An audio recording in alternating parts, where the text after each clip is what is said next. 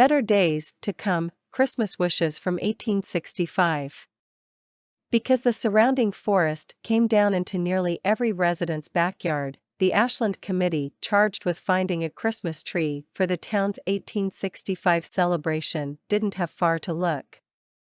As long as the tree was set up and decorated in the town hall in time for the community festivities, which backyard the pine came from and how tall it actually was didn't really matter. In the hall that would eventually be replaced by today's Oddfellows building on the Ashland Plaza, the tree stood in the middle of a room illuminated by candle lanterns on the walls.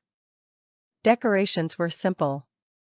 Tables and walls were decorated with local Christmas greenery, ferns, Oregon grape, and strategically placed mistletoe.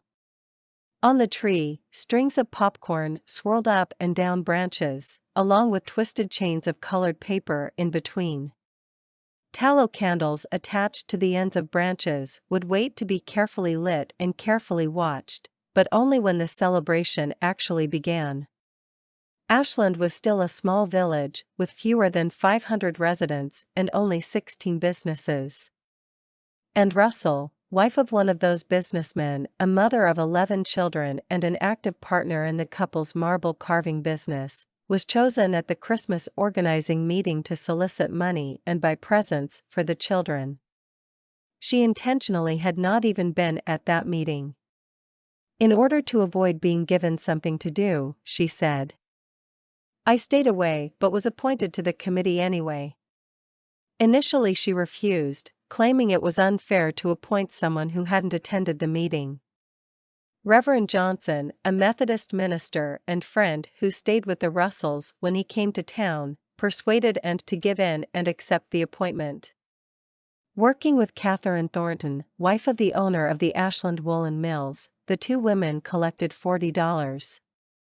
Most of the children received a small gift along with a bag of candy, but there were two more expensive gifts. "We bought a hat for an orphan boy," Ann said, "and a silver thimble for a girl whose mother we feared would be displeased with a cheaper present. These two articles cost $1 each."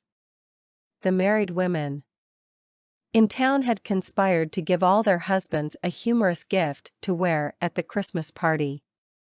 The women thought it would be a good joke, and said, to give the men neckties made of bright-colored calico, red, blue or green, tied in a bow with each end a yard long, and all fastened with a big brass button. Somehow, their secret plan was discovered, and the men prepared their own surprise. Each woman received a brightly colored apron tied with strings 3 yards long on each side. "Oh, the calico wasted in those strings," Ann said. "Why wasted?" "Because," she said, "the men themselves made the aprons, which were sewn with long, clumsy stitches." Wagon maker Bill Kentnor, as Santa Claus, handed out gifts to the children, while lumberman Almond Gillette played music with his flute, the only musical instrument in town. Merchant John McCall sang bass, school clerk Charlie Clum, tenor, and farmer's wife Martha Hellman, soprano. "Our community tree was a great success," and Russell said. "We felt the Christmas spirit and spent the evening together in a happy, friendly, love-everybody fashion, hoping for better days to come." Perhaps that's exactly what we should hope for today. Have a merry and happy Christmas and an even better New Year.